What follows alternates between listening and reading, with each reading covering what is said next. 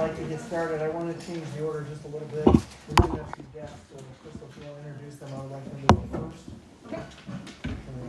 Stick around. Sure. I would like to welcome Courtney Curatola from the Small Business Development Center and Danielle Heisenreiter from the Chautauqua County Chamber of Commerce.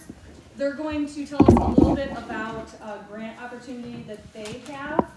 And I'll let you explain exactly how it works.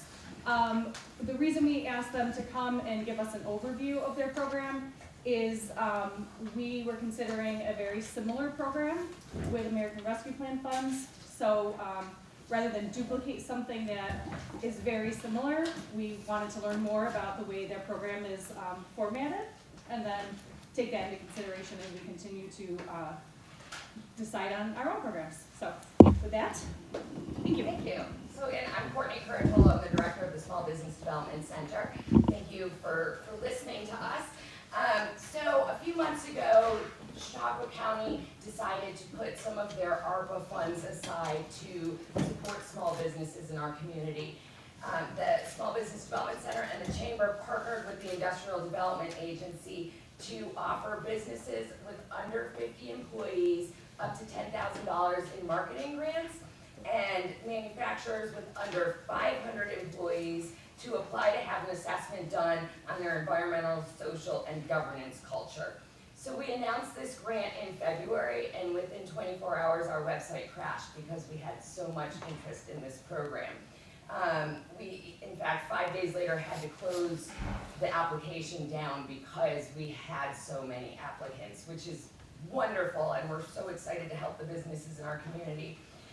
So in order to apply for this program, each business had to meet with one of our certified business advisors at the Small Business Development Center, go over quotes that they had gotten for their marketing plans, really get through their marketing plans, get it down on paper, and then from there, we are sending them all on to the Chamber for some more in-depth information.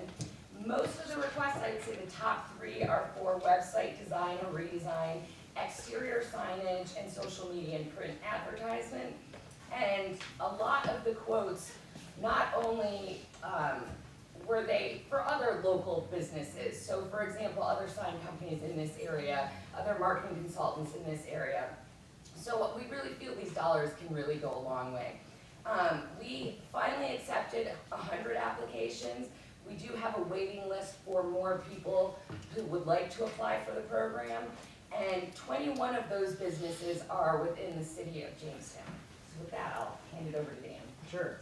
So as Courtney was saying, the whole process is built around a collaboration that I think really not only provides the grant funding to the businesses, but also plugs them into services to kind of give them connections with the services Small Business Development Center offers, with the services the Chamber of Commerce offers. So that way, certainly we can help advise through the application process on marketing, but also if they're having other challenges with their business or they look to expand and grow in the future, they've got connections now that they can lean on.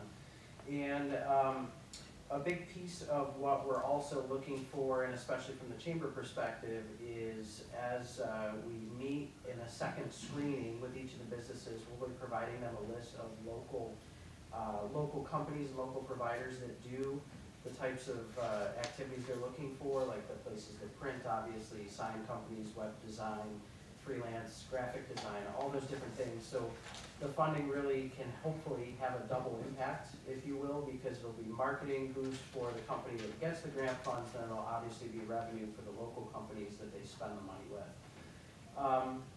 We are also, as part of that program, working with some manufacturers, which is a sort of piece of that program, but a little different, where they'll be doing company culture assessments. You'll hear the word ESG assessments, environmental, social, and governance. And that is important and a tie-in to marketing, really, because it obviously will help employers and the larger manufacturers sell themselves as a great place to work, and then help with their workforce issues to recruit. So as Courtney said, we have a substantial number of the applicants that came in were from the city of Jamestown. And as Crystal said in the intro, if it would be of interest, we certainly wanted to, open that discussion that We obviously have a sort of framework and a process that's already rolling, so if the city would be interested to allocate some of the ARPA funds, for marketing through our program, we already have that vehicle and sort of that train on the tracks, so we can quickly get that out there to help the business community. The 21 businesses that, as Courtney mentioned, are within the city limits, totals $149,926. So that gives you an idea of what the requested amount was. And as Courtney mentioned, we did start a wait list.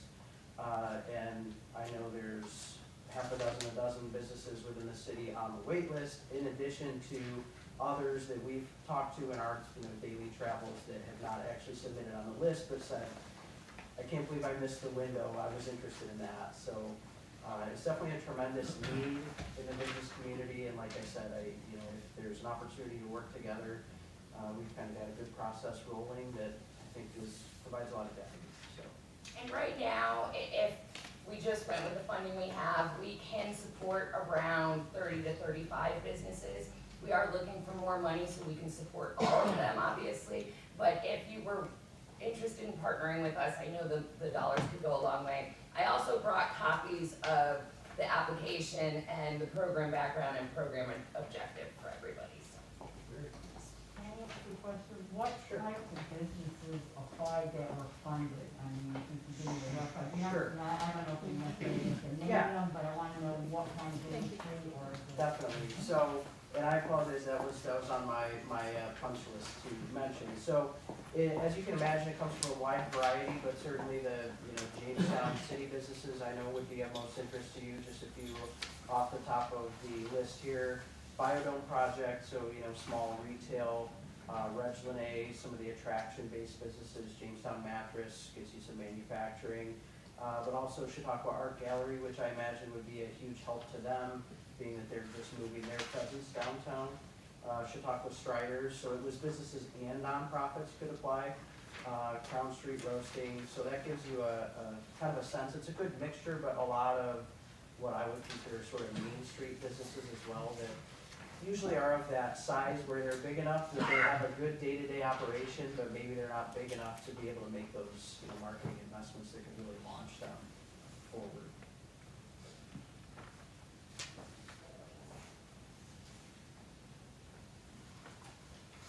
What was the time frame? Yeah. So, as Courtney mentioned on the front end, we launched applications, didn't really know what to expect. The website crashed, and we actually froze the application after just a couple days. You guys have been working through the applications for a couple weeks. Since probably mid-February, we've been accepting. Our hope is that we can let businesses know, preferably by the end of May, so that they can use these dollars for their summer marketing plans. So the follow-up from what Courtney's team has worked on is that the chamber team will be going out doing site visits, so we can actually put eyes on the ground and have a second discussion, see if there's items that they didn't consider, different things like that. And then a final approval, like Courtney said, end of May. I think realistically, depending on the funding that we have, I think we could start getting people through that pipeline sooner as we go. Any other questions? Well, thank you very much, we appreciate it. Thank you for sharing. Thank you. Thank you. We'll go on to, I forgot to call the roll. Councilmember Shelton. Here. Blackman. Here. Karuba. Here. Reynolds. Present. Faulkner. Here. Russell. Here. Diversa. Here. Eklund. Here. And President Bowles. Here. All right, this time we'll let the public speak. Please limit it to 5 minutes. We have a long agenda this evening, so if you have something, please state your name and address, and you have 5 minutes. Anybody want to speak? Anybody want to address council?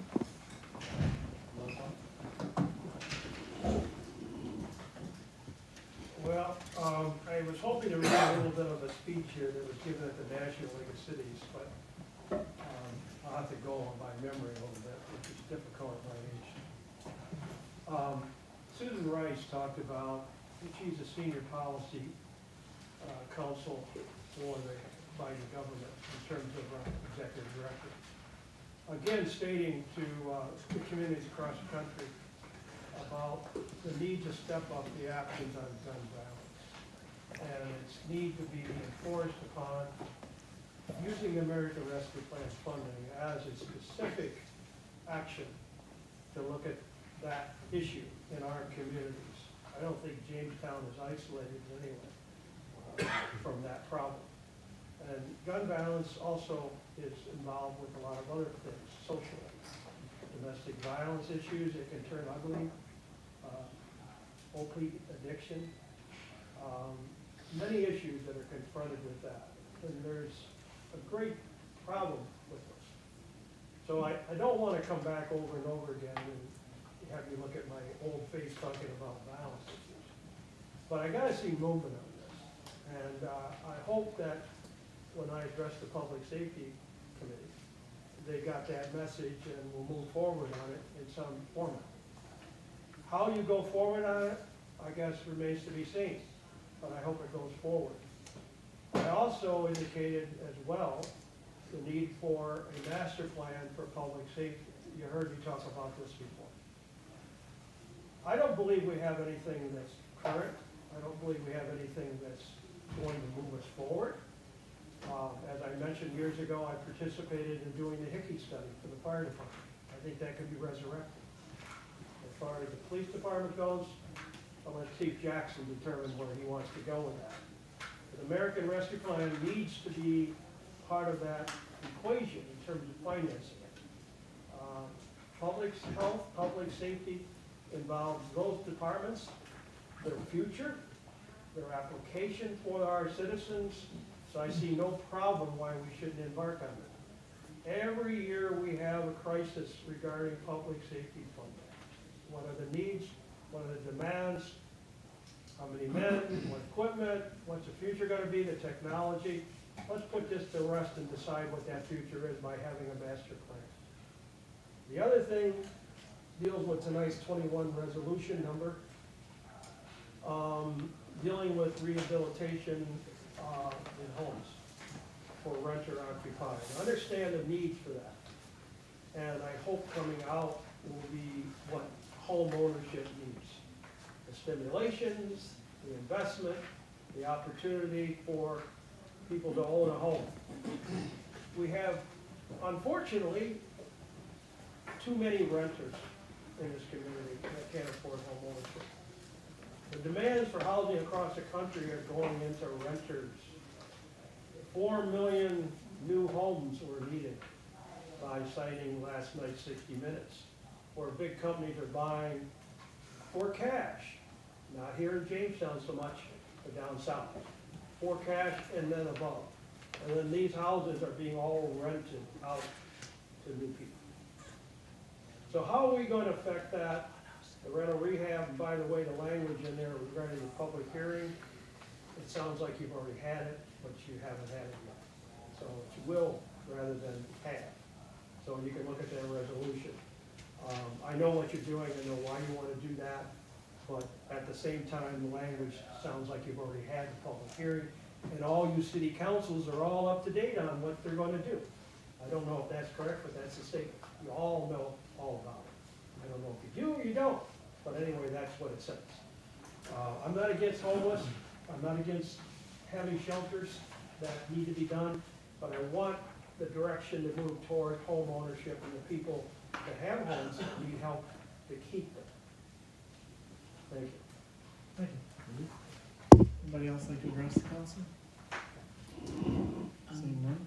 Did you like Sure. to- I had spoken with Melissa Patterdetti, 346 Faulkner Street. I went to the DPW meeting tonight and we discussed football fields. So I became the fundraising coordinator for the Midget Football League, and now I'm the board, and now I want to try to start the process. You know, we have 60 kids on 3 different teams on 3 different sides of the city here, and then we partner with Dunkirk, Fredonia also, but they don't have teams right now. So that's 240 children that play football on a Saturday afternoon in the city of Jamestown. That's a lot of kids, okay? We have soccer fields, we have this, we have that, you know. One thing I learned is that in 2011, the Midget Football League left the school system. I had no idea. And I think a lot of people didn't. You know, when I was growing up, it was the Jefferson Jaguars, the Northwest, or the North Side, you know, Washington Lobos, and the Purcell Knights, or whatever, you know. And now it's midget football, you know, and midget football is the nucleus to our Jamestown Red Raider football program. They're our feeder program. We have one of the players is in the NFL that came from Jamestown. You know, we have a kid going Division II. If we had better fields that midget football could be played on, then that would be a greater opportunity for those kids to maybe get recruited at a younger age. I've been to Jamestown football games pretty much my whole life, you know, and it's the Friday night, Saturday kind of thing, and you can't even, you go to a middle school and the fields aren't taken care of, you know. It's sad. It really breaks my heart, you know what I mean? Like, here we have kids that want to play football that don't need to be muddy because I wouldn't want them in my car, you know, and drainage or, you know, whatever it is. And so I've contacted the Community Foundation. I'm willing to do a whole bunch of fundraising, you know, different things, and partner maybe with the school, you know, and because this is the time for us to all come together as a community and start to build that branch and build those kids and let them know that Jamestown's a great place to live. You know, because we lose kids all the time. They go to school, they get to be a senior, they leave, they don't come back. We need to start to build community within our communities. And I think that could start a big healing process. So thank you for your time. Anybody else? Okay, we'll move on to committees. Marie, you want to go first with housing? We did meet and we discussed the annual action plan. New this year, we're bringing it to the neighborhoods. The first one will kick off this Saturday, March 26th at 10 a.m. Then they're going through the ward. Ward 2 will be Saturday, April 9th at Washington Middle School at 10 a.m. The third ward will be done Tuesday, April 12th at 6 p.m. at Jackson Taylor Park. Ward 4 will be April 21st, it's a Thursday, at Lincoln Elementary School at 6. Ward 5 will be Saturday, May 7th at Fletcher at 10 a.m. And the final Ward 6 will be Tuesday, May 17th at Lower Park at 6 p.m. If there are rain or inclement weather, there's a meeting at City Hall in the lobby. So wear comfortable shoes. There is a flyer going out to let people know. But we're trying to get more people involved to walk through the neighborhood to see what exactly people have issues with and reflect their concerns. The second issue that we talked about was the hands-on neighborhood. The kickoff event is May 21st. It will be again in downtown Jamestown with a rain date of June 4th. They're both Saturdays. The second event will be June 11th with a rain date of June 25th because Juneteenth will be that intervening Saturday. We don't want to conflict with that. And the third event is tentatively scheduled for September 24th. Some of the program may be that you can get the tools through the land bank that they have been very generous in allowing people to use, take them back to your own neighborhood, and then you can clean up an area or pick an area of the city or a playground that you would like to go clean up and you can borrow the tools. We're hoping to get groups. The September event, we're hoping to get school students to participate, some of the community service, as well as some of the honor society programs are always looking for community participation. And the last thing we talked about was the home ownership program, and this is 100% grant funding to eligible homeowners. There are income guidelines. There's also a flyer and an application, which I believe is on the DOD website. where people can apply. The one caveat is that when you apply for the program, before you're granted the funds, they will do an inspection, and you have to bring your home up to code. You have to be paid on property taxes up to date, with mortgage up to date, have clear title to the property, along with the qualifying income proof that your home is insured. And again, it may be that you have to take care of some other things. The one great thing is that it is 100% grant funded, so there's no property, there's no income match. And the determined amount, other than the income of the individuals living in the household based on the number, is that they can only fund up to 75% of the assessed value of the home. So it's not going to be 100% that you could actually apply for. Your home is assessed at $50,000, you can't get a $50,000 grant. So, it looks like it's, something that could be very beneficial to homeowners who are looking to repair properties and don't have funds. I suggest that you contact DOD. It is available either by email or calling DOD. But it's at least one step in the right direction to help people to bring their properties up to code. So that's it. Any questions? We'll move on. Kim, under finance? Sure.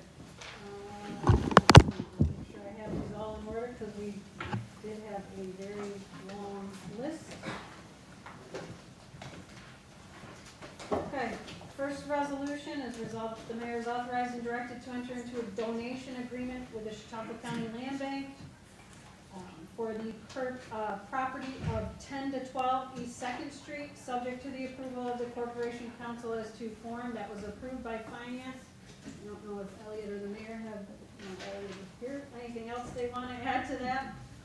It is a property the county is gifting to us as well, so was voted as moving forward. Resolution number 2, the City of Jamestown Management Employee Guidelines. I had another couple questions for Elliot regarding some things in there that we did not get an answer to. I want to try and iron those out, but at this point in time, we had wanted to get that cleared out before we approve that and move that forward.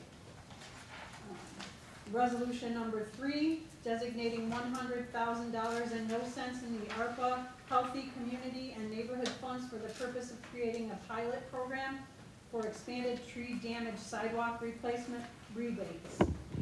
Just a little clarification, Jeff, correct me if I'm wrong, that this will be blacktop replacement if the tree is no longer there, correct?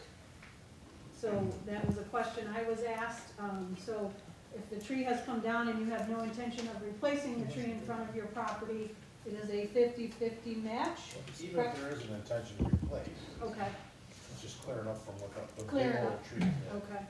And that's citywide. Citywide, Yes. And you're saying if the tree is gone, it'll be blacktop and not concrete? no, it'll be concrete, Oh, concrete, all a right. 50-50 match. Right. Currently, they replaced it with blacktop. We have hundreds of these all over the city. Yeah. We're just trying to clear those up, give the property owner an incentive to do that. Correct. Because some property owners want cement, so. But the tree has to be gone. Tree has to be done. Tree has to be gone. Otherwise, you run into the same issue of the sidewalk upheaving, same scenario. And that was approved through finance. Resolution number 4, Lieutenants Eric Herman and Daniel K. Balling are hereby authorized to attend the New York State Office of Fire Prevention and Control First Line Supervisories Training Program in New York City, beginning April 25th, 2022, ending May 20th, 2022. Fees and expenses paid by the State of New York Department of Homeland Security and Emergency Services, the Office of Fire Prevention and Control. That was approved. Resolution number 5 was that the Fire Alarm Maintenance Supervisor, Daniel Mangione, is hereby authorized to attend the Hale Fire Pump Repair Course, sponsored by the City of Rochester, April 18th through April 20th, 2022. Fees and expenses paid pursuant to Section 77B of the General Municipal Law. That was approved.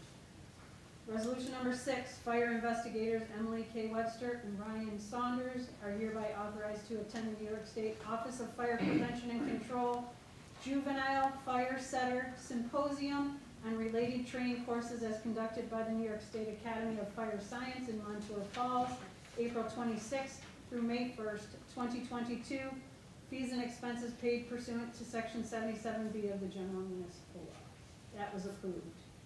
Resolution number 7 is for Officer Alexis Carlson, authorized to attend the DRE courtroom testimony training to be held at the Amherst Police Department Training Facility from April 12th through 13th, 2022.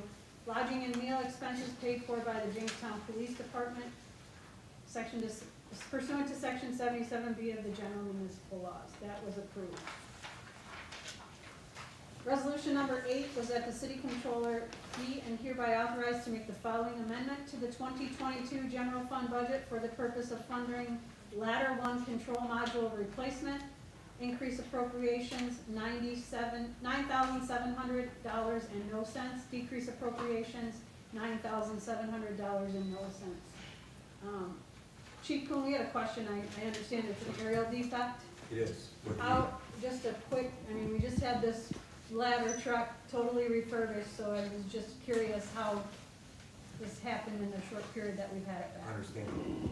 So the component that's defective is the collision avoidance system for the aerial device. It's designed to prevent the ladder from damaging the truck if it gets overextended or in case it's not properly positioned to put it back into its cradle. This system also is tied in with the engine management system. If the truck sees that the ladder isn't in the appropriate place, then it'll shut the truck down and then the ladder is rendered immobile until the situation is corrected. As you are all aware, the truck went out in December 2020 to Pierce Manufacturing. This system was not defective at that point. When we went out for final inspection, the truck functioned as designed. The truck was also recertified by Underwriters Laboratories, saying that the truck met the original specification as it was built in 2008. After the truck came back, we started to, once we placed it into service, kind of started putting it through its paces. We discovered what this error was, then we contacted our local Pierce representatives, which is through Churchill Fire Equipment, and this is the recommendation they made to us to correct the defect. Any other questions? No, it's disappointing that It is it's spending $340,000 to get it all cleared for things to happen. We share that sentiment. Yeah, it's, and I'm assuming it wasn't warranty then for anything like that, once they're done. Councilwoman Kruba, it is not. The collision avoidance system is original to the truck from 2008. So it's 14 years old. Okay. Thank you. Thank you, Chief. Certainly. Councilman Neckel, I was just closing down on Pratt downstairs for the bicycle. Did we have questions on resolution 2? We did, I know I talked to you about some salary stuff and all that. I don't know if you want to go into, because it's personnel, I don't know if you want to talk about that. Maybe in executive session. I would recommend.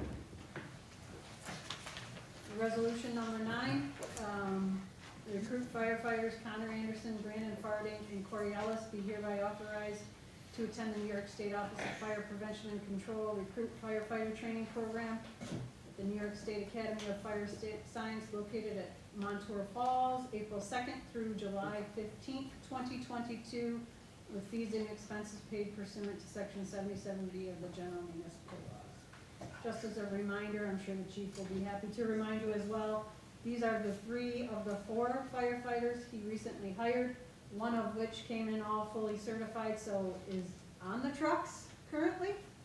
After a 2-week orientation period, Yes. he will be deployed. So he doesn't need to go to this training school where the other 3 do. Obviously, that was a cost savings to the city by having a lateral like that. Quite substantially, yes. Yes. Both in time and in actual training investment, correct. So that was approved by Finance. Resolution number 10, whereas funding was made available through the Art Services Incorporated as sponsored by the New York State Council on the Arts for the fiscal year 2022 Community Arts Public Art Grant, which is designed to provide municipalities funding to execute a public art project. So this grant, I'm not sure which office is gonna handle this? It was the development office Development originally, office? but it's in conjunction with others. Okay, so this is for a beautification project of $5,000 and no cents to execute a phase 1 on the Spring Street parking garage. Crystal, I don't know if you have anything you wanted to add on that? Yeah, I can add a little bit. We're still kind of in the process of costing out, exactly how much $5,000 will accomplish. But we have found out that Sherwin-Williams will actually donate, approximately 20 gallons of paint.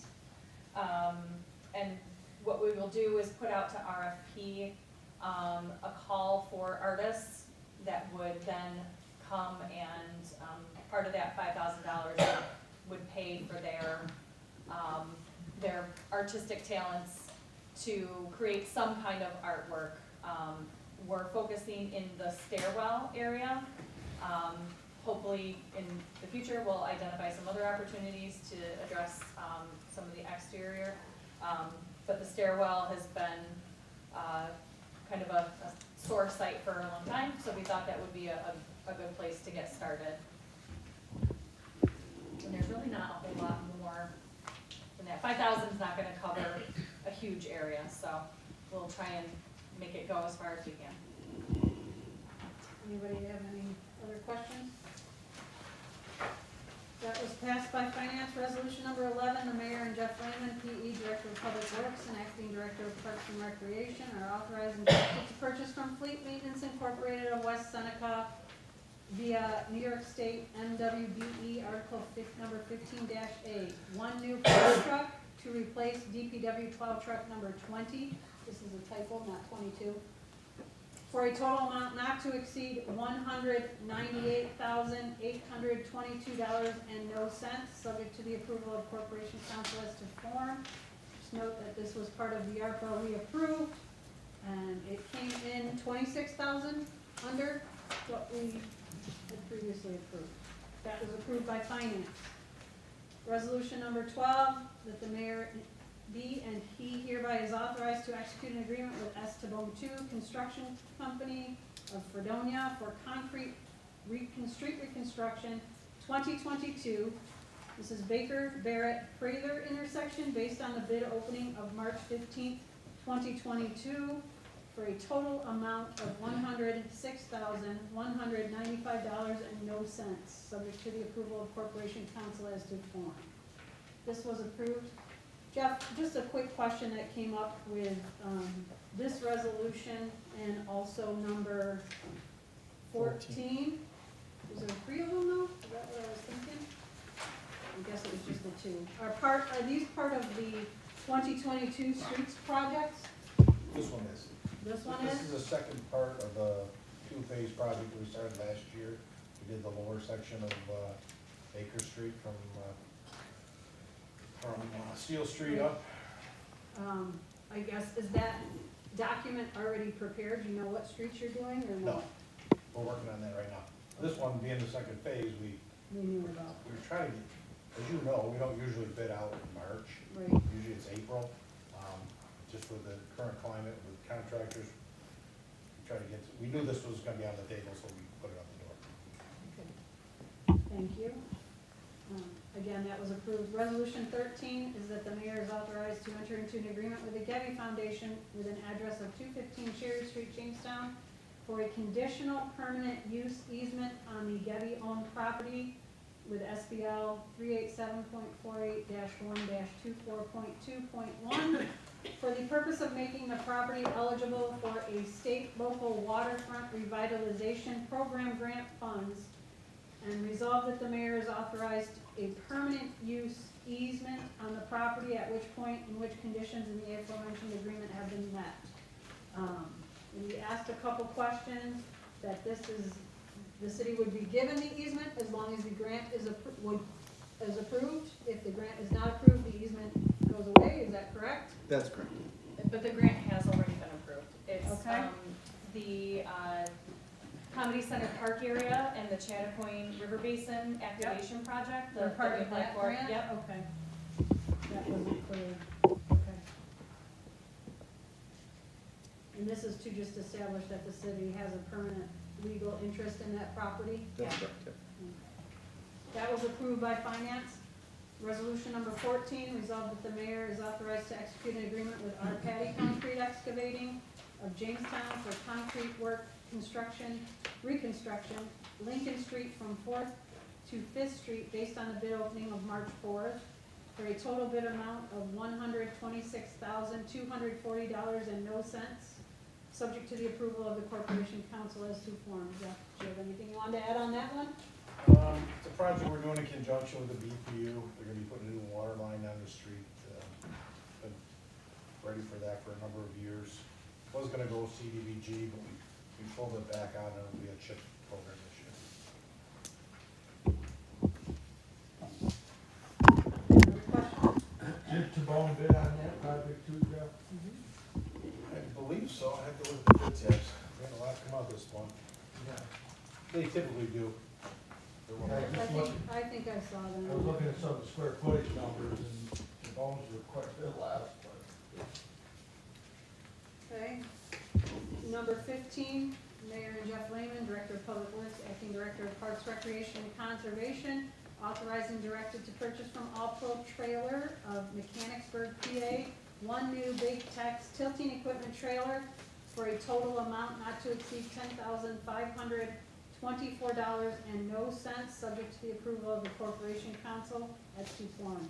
Again, pre-approved ARPA equipment, ARPA funding, and ties in with resolution number 17, the excavator.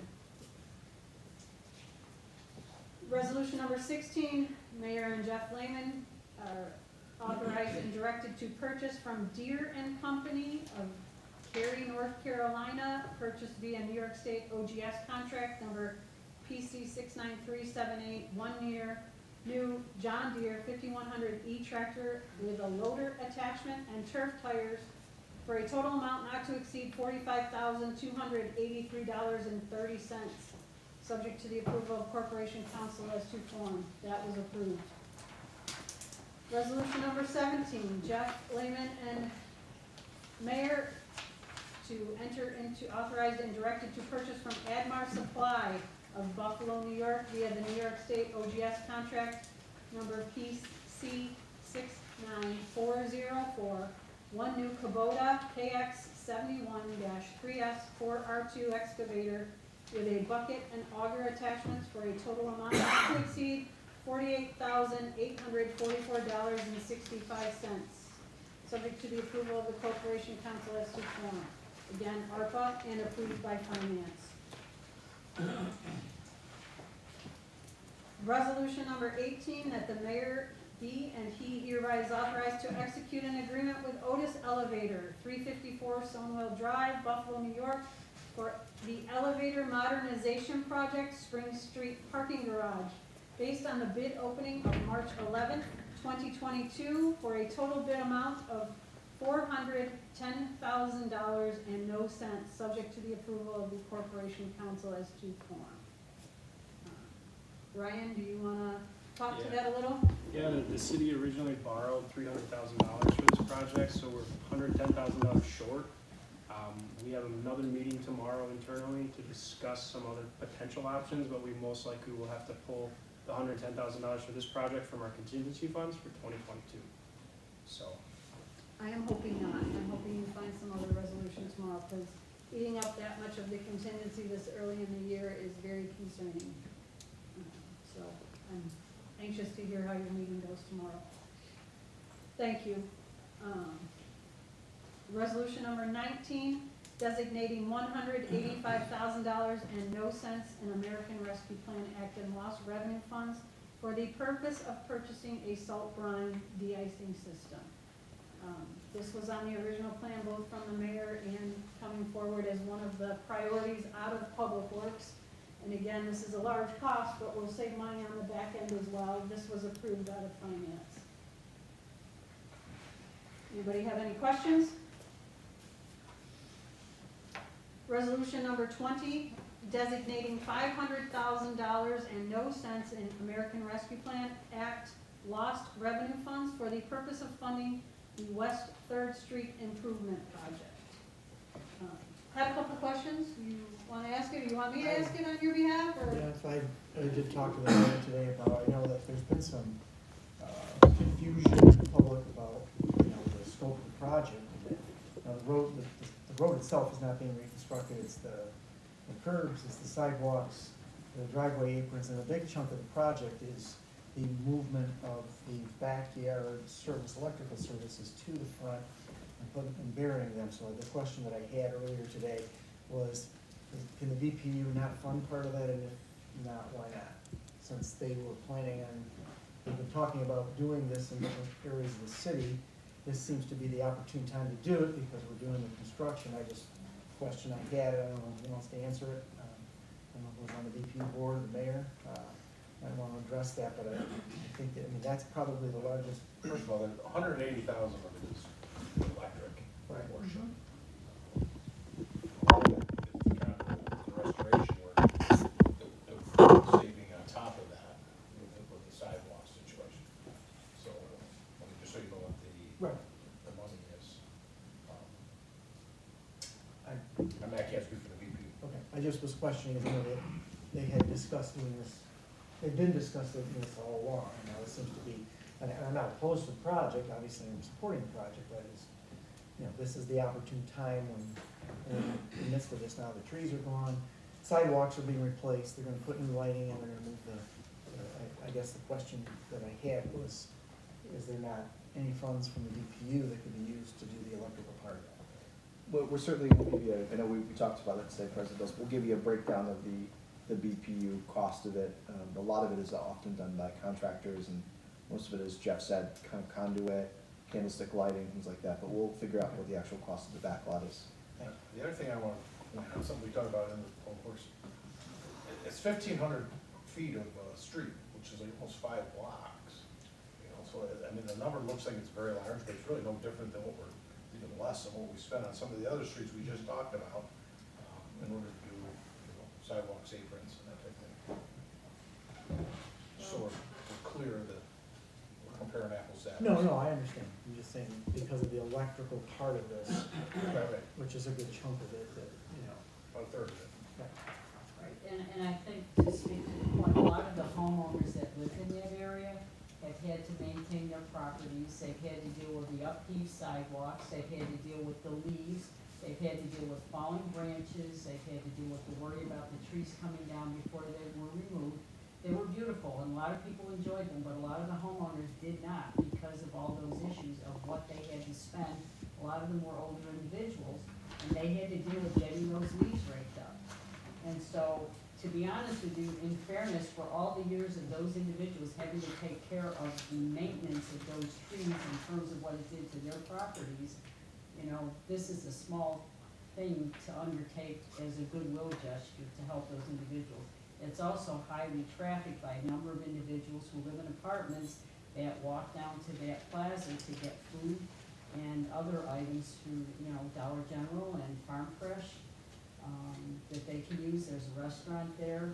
It's very dangerous, and I've had a number of people complain to me about the condition of the sidewalk, and the homeowners are looking at it as, we've had to deal with this all these years. It's the least the city can do to try to, I guess, compensate us for all that we've had to do in order to keep those trees and deal with the issues of what the trees brought to them. So, but I concur with the issue of it is the BPU having to deal with moving electrical lines, and they have talked about it, as I know, from being on the BPU board, that has been talked about for several years because of the issue getting access to properties where the lines are in people's backyards. If they have a fence, if they have other issues, they've got to get into those properties if the line goes down. And that's for their safety as well, to be able to get a bucket truck in and not have to climb a pole. So I think you're right, that there's some caution. Just a question. What? Just a question. Yeah, no, but I agree with you, because it has been on the table for a number of years to move those lines out of there in that neighborhood, on Ellis and also on Front. So I appreciate you bringing that up. Has the electrical service been addressed for Ellis? Because Maria brought it up a couple weeks ago. I think those lines in the back of the Third Street properties also service Ellis. I thought the BPU mentioned at the meeting that it's separate. Yeah. So totally separate issue. Ellis would be a different issue than Third Street. Well, I think what it is, that the lines go to both streets, so they'll leave the poles and probably remove the attachments from Correct. the Third Street Correct. properties, but those poles will still sit behind the properties on Ellis, so they can get those poles moved out. Yes, Yes. no, that's why, it is a major issue, but it's an issue for those homeowners that have the electrical poles in their backyard. So there's no intention to do Ellis right now, Right. just the side of, It's basically detaching the sides that attach from Third Street to the backyards, and it's the backyards from Ellis. We'd be correcting half of the problem. There you go. We have a similar situation on the north side, anything past Buffalo Street, many of the streets there have backyard poles and access. Years ago, that's what they wanted, and some of the same issues of moving them, we've been discussing that, so I just. Can't even get a bucket truck back there to work on it. I know for some people, this project has been contentious due to the cost, but I don't look at this project as benefiting just the people on that street. I've heard some people on social media saying that, you know, it's people on the street are being shown favoritism, and I don't look at it that way. I look at this as something that, in totality, it benefits the entire city and all the citizens. That's a major artery, and it's been breathtaking over the years, and it was sad that they had to come down. It seems like some of the same people that were complaining about the trees coming down are now complaining about the cost to replace that, which is sad. I think this project, like I said, I'll reiterate, I think it benefits everyone in the city. Everyone travels that roadway, and it's not just for the citizens in that neighborhood. And also, you know, this is the opportune time to do it, since it did have to take the trees down. I asked Jeff to give me a breakdown, just last year alone. This has been, I mean, he hasn't put this year's list out, but last year, Van Buren Street from Maine to Prendergast, Skidder Street from Prospect to Maine, Fifth Street from Maine to Pine, Jefferson Street from Eighth to Isabella, Bone Street from Bush to Price, Wildwood, Tower Street, those are all done last year.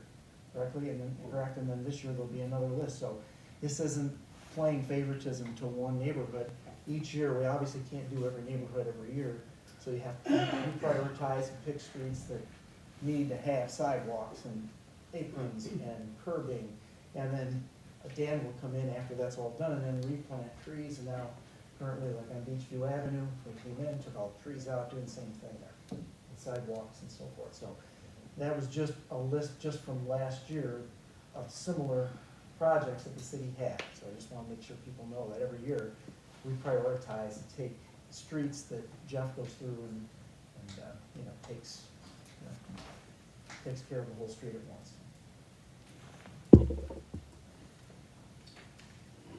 any other questions? Okay, we'll move on to Resolution 21. Whereas the American Rescue Plan Act of 2021 appropriated $5 billion to provide housing services and shelter to individuals experiencing homeless and other vulnerable populations to be allocated by formula to jurisdictions that qualified for Home Investment Partnership Program allocations in fiscal year 2021. Whereas the city of Jamestown was designated as an entitlement community and qualified for the Home Investment Partnership Program allocation in fiscal year 2021. And whereas consultation with regard to stakeholders and service providers has been ongoing, and one required public hearing, although this says was held on March 28th, it will be held on March 28th, 2022, for the purpose of obtaining a citizen input regarding the proposed home ARP activities, and whereas additional comments of support and stakeholder input received during the aforesaid public hearing and or submitted to the Department of Development until 4 p.m. on March 29th, 2022, has been carefully considered by the administration officials and city council members. Now therefore be it resolved that the mayor be and hereby is authorized and directed to submit the home ARP allocation plan and activities contained therein to the U.S. Department of Housing and Urban Development, HUD, and be it further resolved that the specific home ARP activities contained therein will be comprised of the activity of rental rehabilitation program in the amount of $1,043,000, $31.60. Administration and planning funds, $184,037.40, for a total of $1,227,069.00. Again, this resolution was written in preparation for the voting session, which is why it says was held on March 28th. Mayor and Crystal, do you want to address more to this resolution now, please? Sure, so, this program, I do want to address, the allowable activities under this program. So I know that homeownership is certainly, a hot button item, and that is definitely something that we in the Department of Development are working toward, programs that will address homeownership specifically. This program did not allow for that type of, a program to come out of it. The possible activities included rental housing rehabilitation, tenant-based rental assistance, supportive services, acquisition and development of non-congregate shelter, and nonprofit operating and capacity building assistance. So, unfortunately, this did not allow for, the assistance in creating more home ownership. We did a number of meetings with stakeholders, as mentioned in the resolution.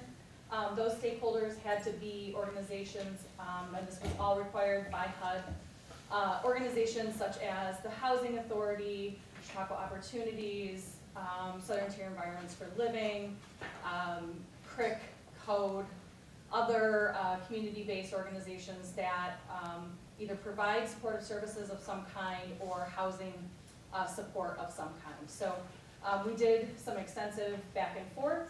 We had a survey that was given to all of those organizations, and ultimately we determined that a rental rehabilitation program would be the best course of action for us to be able to provide. For a number of reasons, one of which being we have had a rental rehabilitation program in the past, so we weren't creating something that was brand new. It was something that we already know how to do, and it's certainly a really huge need, as we all know. So this public hearing that is coming up, as Councilwoman Eklund mentioned, it was written in that way because the evening of the public hearing will be right prior to the voting session.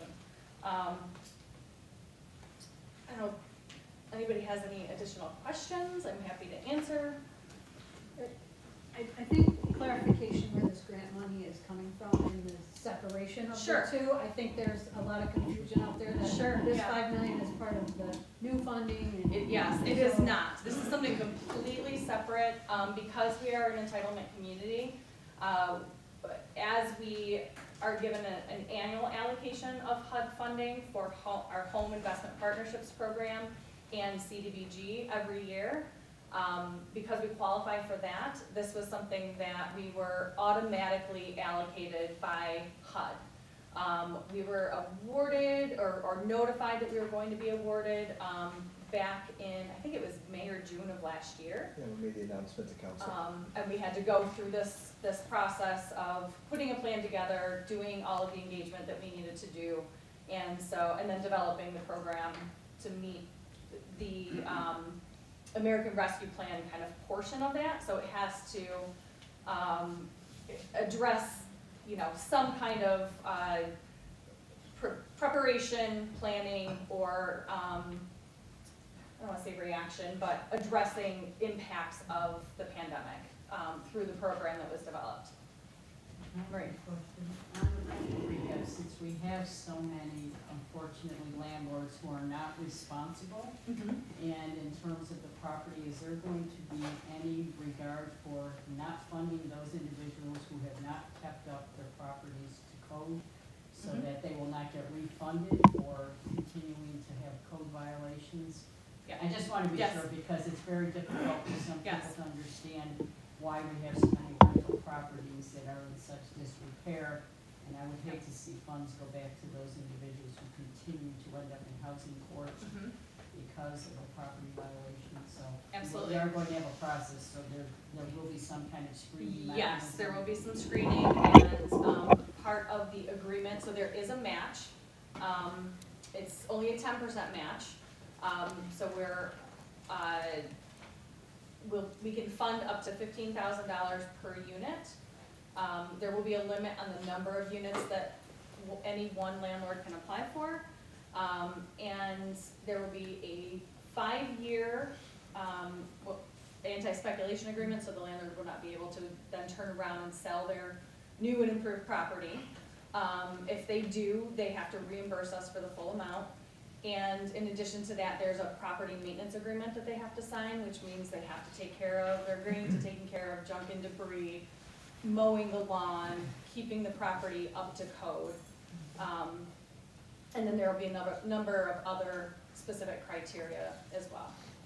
And just remember, these funds will not be available for any of the landlords who have lost rental income because individuals have not chosen to pay rent during the eviction moratorium. I know there have been other funds, but I know there were still landlords that suffered tremendous losses because of the non-payment of rent, and were not able to get tenants to cooperate to apply for the funds, so. Yeah, this is not a rent replacement. This is specifically for bringing properties up to code and making them habitable. Would we be able to give preference to landlords that live here locally? I guess if you had someone that lives in a different state and that owns property here, or even in some cases in a different country, I would rather see money going to a landlord that resides here in Jamestown and has properties and has more of a vested interest in their property. Is that something that we do? I mean, is I that think- legal to do? I think that's something that we can run by HUD to make sure that it's legal.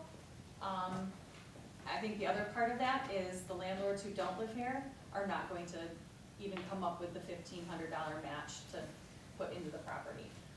Not likely, anyway.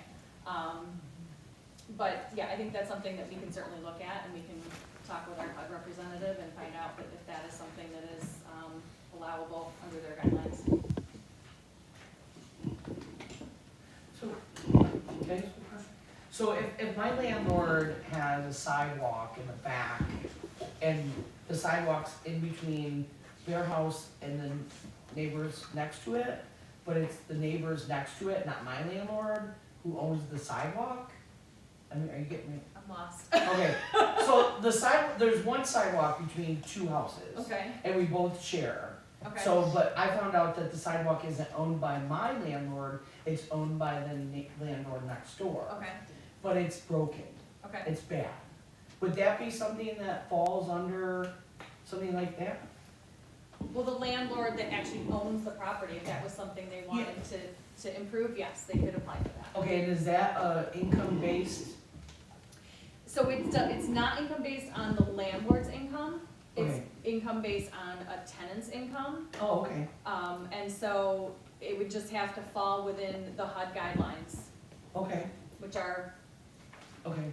I'll mention it to the, because it is something, I mean, it's one sidewalk and it's broken, and my landlord's not gonna fix it because it's not their property. Mhm. So, but I do, know the landlord next door, and maybe there's other things that, I could mention, fix your eaves trough or something like that. Yeah. There you go. Absolutely. Okay, Yep. perfect. So there will be some time between now and the public hearing is next week. And then, once that is approved for us to submit to HUD, then there will be a waiting period before HUD gives us their approval, and then we will announce when it's actually going to be open for applications. I have one other question. Well, if somebody's doing exterior work, that's what they're asking for. Does that also involve an inspection of the interior in order to get these grant funds so that other interior violations could be discovered because of the request for the grant and inspection? So they basically open it up to the entire property. It's not just Property is exterior. expected to be brought up to code. Interior and exterior. Yep. Okay, fair enough. Thank you. Can I ask a question? Are you gonna look at the electrical service with these homes? whether or not they're relevantly up to standard, or are you just gonna get in the treatment on the outside when you know fair well that inside the building, the infrastructure is not up to quality? The Give property will 50 be amp expected to services. be brought up to code.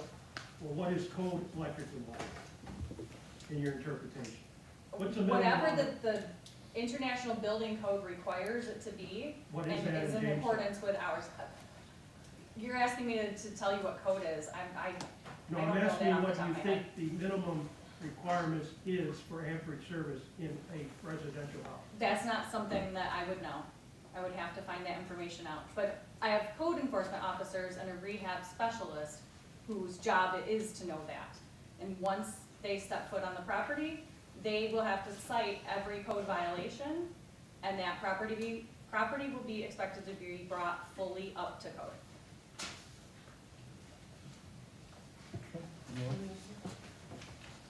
Anybody else? Okay. Resolution 22, the mayor and Jeff Lehman, Director of Public Works, Director of Parks Recreation, and Acting Director of Parks Recreation, being hereby are authorized and directed to purchase from Building Innovation Group of Rochester, New York, building components for a 80-foot by 75-foot pre-engineered metal building to be used for the addition onto the recently purchased fleet maintenance facility on Washington Street for a total amount not to exceed $232,300.00, subject to the approval of the Corporation Council as to form. What is this expansion building gonna actually be for? This is the, you recall the plan, I should have brought a copy of the plan with me. It's the perpendicular building, it's for the larger trucks so that we can get, larger trucks in the door. The doors down there are standard garage door size right now. So like we're working on a dump truck or a fire truck. The 75 by 80-foot addition, part of the plan. This is just the building package, the materials. This isn't the construction. This is so that we can get it on order. As of right now, we don't think we're gonna need to see this till October. So it's just to kind of enhance the timing of this. While we're working out the details on like the mechanical, electrical, type of the existing building in this building. And this is all part of that bond. This will be part of the state funding, the FRB funding. That's, yeah. And then we will have to borrow additional funds depending on the total project cost. So the construction will be put out to bid in the future then, and we'll be having another resolution. We're working on the plans and specifications right now for the rest of the building. Okay, thank you. Resolution 23, the mayor authorized to execute an agreement with R. Patty Concrete Excavating LLC of Jamestown, New York for concrete work construction 2022 Terrace Place based on the bid opening of March 11th, 2022 for a total bid amount of $124,205.00, subject to the approval of the Corporation Council as to form. Again, this is something you had pre-planned. It's a CDBG project that we're gonna be doing, that we're proposing, low-income area. Resolution 24, the mayor be and he hereby is authorized to execute an agreement with Signature Paving of Jamestown, New York, 14701 for concrete work reconstruction of 2022 for Hazeltine Avenue based on the bid opening of March 9th, 2022 for a total bid amount of $171,200.00, subject to the approval of the Corporation Council as to form. This was on last year's project list, didn't get completed due to lack of contractors, I guess. We had a contractor, you just couldn't get to it, so we rebid it, modified it a little bit. If we get out the door, a lot of work there.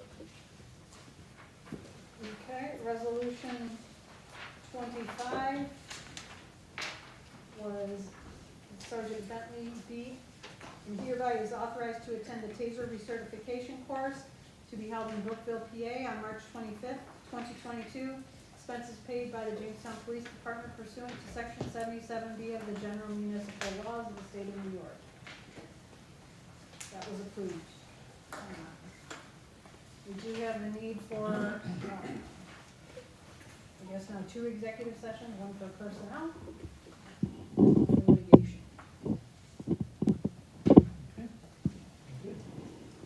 Move on to public safety, Brent? Thank you, Mr. President. We have 6 resolutions, they're all previously approved through finance, so I'll just briefly go over those. The first resolution authorizes fire lieutenant J. Herman and WK Bowling,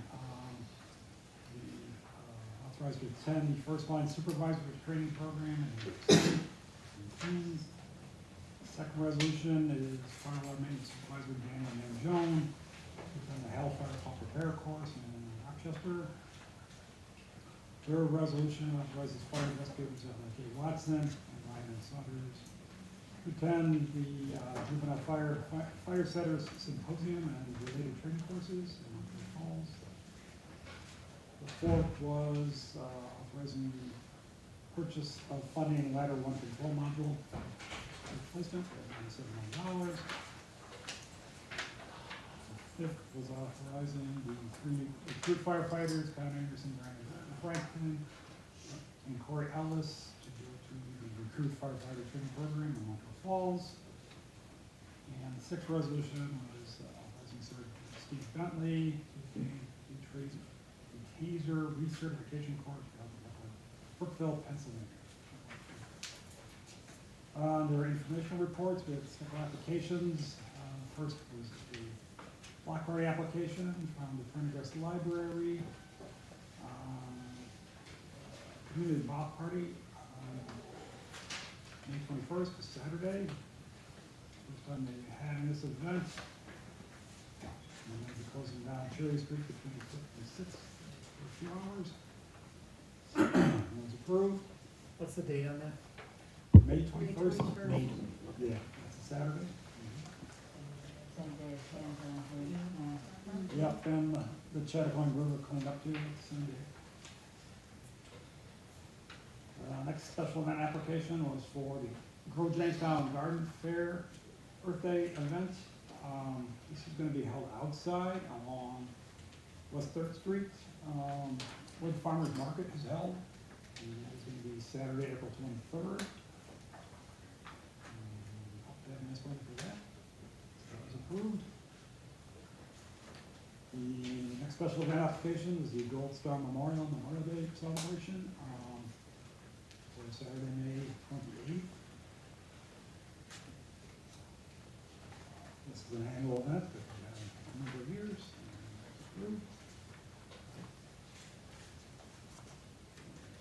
Next was the Whirlybird Music and Arts Festival,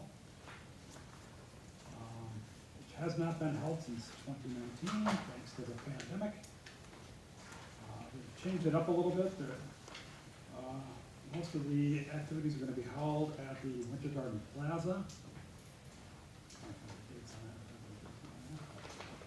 8/10, 8/11, and 8/13. Yeah, the one date is actually, 12th is going to be the cruise-in date. So they will be having bands that night at 7 different venues that we will be utilizing the Winter Garden Plaza at that point.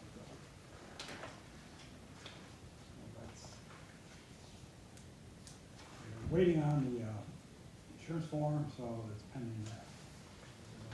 Get that this week. And that was approved. When we get the final insurance.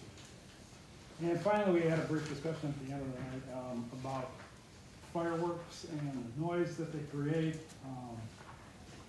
We did have a presentation last month about using low noise fireworks. We have been proposed 4 events this year utilizing fireworks in the city. We would like to implement using low noise fireworks to make it a quieter event. It's not going to be silent, of course. The decibels for normal fireworks are between 140 and 170 decibels, which can cause hearing damage. These low noise fireworks go off at about 70 decibels, so it's about half. So it reduces the noise for people with PTSD, animals, and children in the autism spectrum. We're going to be talking about this at our next meeting, putting this on the special event fireworks application. That we would like to require that, and we'll have more discussion on that at our next work session. Any questions? I would just like to thank you for that, because I have veterans in my ward. I have had experience with animals terrified running through the neighborhood. Bats entering people's homes because they got confused with the echolocation because of the fireworks. So I, for one, applaud you. It will make a lot of individuals, not only in my ward, throughout the city, very, very happy to not have to deal with the loudness. They don't mind the lighting, but the noise, to get it down to 70 decibels, I bet you there are people with mufflers that are louder than 70 decibels going through the city. So thank you very much for your concern and bringing that to our attention. Thank you so much. That's it from public. Okay, thank you. Move on to Public Works, Randy. Thank you, Mr. President.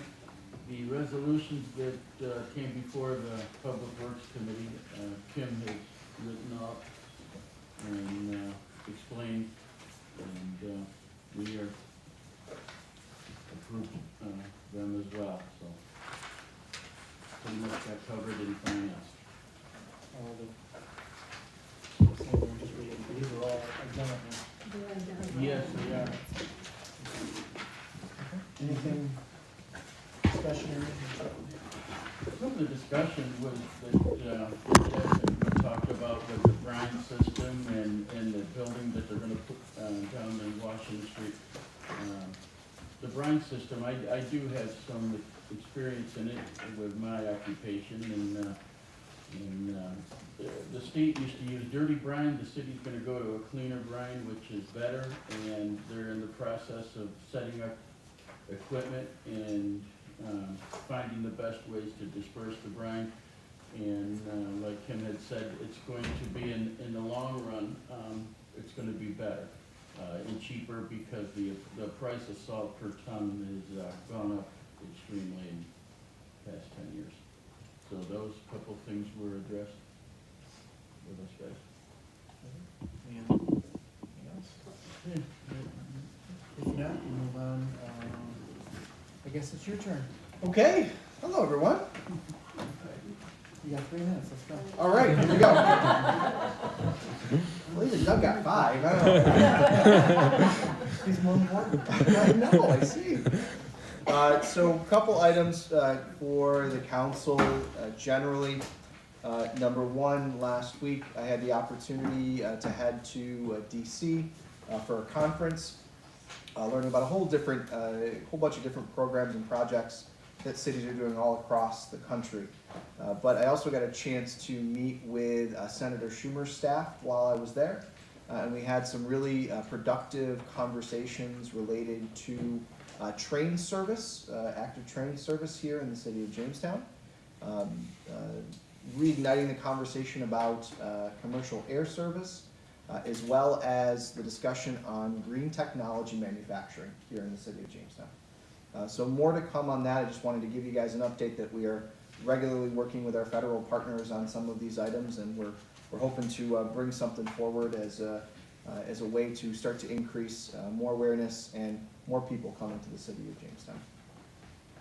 I also want to note that, and President Dose will probably mention it shortly, Wednesday night will be a board retreat or a council retreat to discuss the ARPA funding programs. That'll be at the Jackson Center at 6 p.m., I think we said, at 6 p.m. The other note that I'll have, and we'll send along as soon as we receive it, this afternoon I was on a conference call with the governor's staff in regards to bail reform. You will all be happy to know that the governor, as part of her budget, is proposing a complete rehaul of the bail reform system, which would and provide a lot more discretion for our police officers, our police department, and for our judges, depending on what the offense is. We are awaiting additional information from her office on the proposals that will, once those proposals get out there, they will go through a process to be added to the state's budget process right now by the end of the month. But they are seeking any feedback. So I will send that around to council members, and any feedback that you may have and you would like me to pass along to the governor's staff, please let me know. I will say, we got a chance to hear some of the proposals this afternoon on the conference call, and although they don't completely change bail reform, they provide a lot more discretion and a lot of opportunity for us to really hold back repeat offenders that are continuing to plague our system, and gives a lot more discretion to our judges to make an offense bail eligible, but still retains the ability to provide an appearance ticket in many cases. So if, for example, the police department does feel like this is such a minor offense that an appearance ticket would still be warranted, instead of having to issue an arrest and bail, they could still do that. So we are excited to see those, and I'll pass some information along to you all once I get the written points. Okay. Any questions on that? I know that's been a big topic of conversation for quite some time. Okay. The April budget for the state has, both houses have now passed along information. They have both passed their own one-house budget, both the Senate and the House in the state, the Assembly and the Senate, excuse me. I do want to note that both budgets included additional AIM payments for all municipalities, which is showing us that that will most likely be a priority in the final budget once negotiations happen with the governor's office. The budget also included continued additional funding for CHIPS, as well as arterial maintenance funding, which many of you may know has not changed since the 1980s. The amount that we receive to maintain some of our state arterials here in the city. We've been advocating to have that increased for a very long time. So we are seeing an increase in that, as well as AIM, and we are hopeful that the final budget does provide a cost of living adjustment for our municipality aid here in the city and for others. There's a whole bunch of other proposals. I encourage you guys, and you may have, I think we may have forwarded from NICOM information about those budget proposals. So be on the lookout for those as the governor starts to negotiate with both the Assembly and the Senate. Any questions on that? There's been some scuttlebutt about the state eliminating gas tax. Was that brought up in any of your discussions at all? Not currently. If they were to do that, they would do that as a separate bill on the floor, and it would most likely be for a limited period. I have heard that discussion. It is supported by a lot of different folks right now, given the cost and what's going on. Some states, I think, have already started or passed a bill to do that. New York obviously has yet to do that, but it would not be part of the budget. It would be a one-off bill. Any other questions? Great. We're hopeful, Jeff. I keep seeing our gas prices every month. Ryan brings me more and more. But he's got that big head. He's got that big head. That's fine. There's no such thing as a free lunch. We're going to pay for it somewhere else. Exactly. Yeah. Exactly.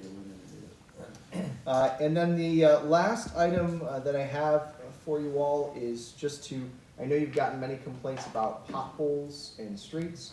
We are working, and spoke to Jeff not too long ago about getting together the street list. I know many have been asking about that. We'll go through that process. That will go through kind of our public works, and we'll send it to all of you guys as we normally do before we push it out. But we are working on that. It is early. Jeff reminded me. I'm asking very early, but we are continuing to work on that list, as well as fill potholes as time allows. I know the weather has been a little strange, on again, off again, so sometimes it makes it a little difficult for us to fill it, but please know that we are working to start to fill potholes that exist throughout the city. may I add to that? Yeah. Mr. Mayor? You'd like to fill some potholes yourself? We'll stick you on the truck. I've done my share in my day. But I've been in contact with a company called the American Road Patch. And the system is the American Road Patch. And they're based out of Amherst. And they sent down a sample that I discussed in committee today with Jeff and others. And it's a lay down, after you patch the hole with either hot mix or cold mix, you peel the back of this off, it comes in big rolls, and you, with a torch, you heat up around it and heat this up, lay it down, tamp it down, and this is supposed to be a permanent pothole repair. And I would like to, they said they would come down and give a demonstration to the DPW with it, and I think it's something that it would be worth at least looking into. It's supposed to be permanent, and the plows do not kick it up.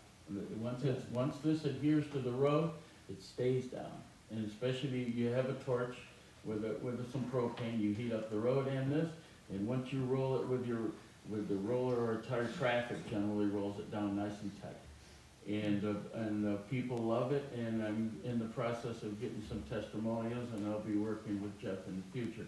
Now, this would be, like Jeff said, on the state roads, you know, they're being mostly either redone or, you know, this would be for city streets. Sure.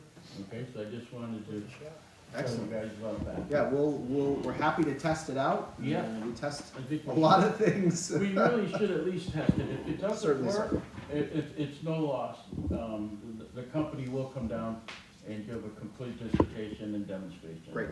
So. We will name all further potholes after you. Well, you're right. and potholes are a big concern of people in the city. That Certainly we so. all know. The biggest one you can find to have them demonstrate. Okay, start with that. Okay, Jeff. Okay, yeah. We'll certainly thank you. Already. We'll certainly look into it. As noted, there are two executive session items, one for a current lawsuit, another one for personnel. I believe no action to be taken on either of those items, but certainly discussion. And that's all I have. So it's just the two Great. here, okay. Move to go into executive session. Just a reminder before we do that we are meeting Wednesday at the Jackson Center Jackson. at 6 o'clock. So, just as a workshop or work session to kind of hammer out. I know we have such a lot, I did talk to the mayor a while back about the fact that there's so much business that goes on in our work sessions that, you know, we really haven't had a chance to sit down and really dig into the ARPA funds and which direction. Everybody has a different opinion on where they want to go with it, and how much and what pot and that sort of thing. So this gives us a chance to kind of just specifically dig in and not have to deal with all the other things that, you know, we have to deal with on a regular basis. So it'll be, you know, probably an hour and a half. So, you know, hopefully we'll be out of there a reasonable hour. So, I will bring refreshments. sorry. Yeah. Okay. Mm-hmm. We have a motion to go into executive session. Second, all in favor? Aye. No action. Litigation. Yep, if we could have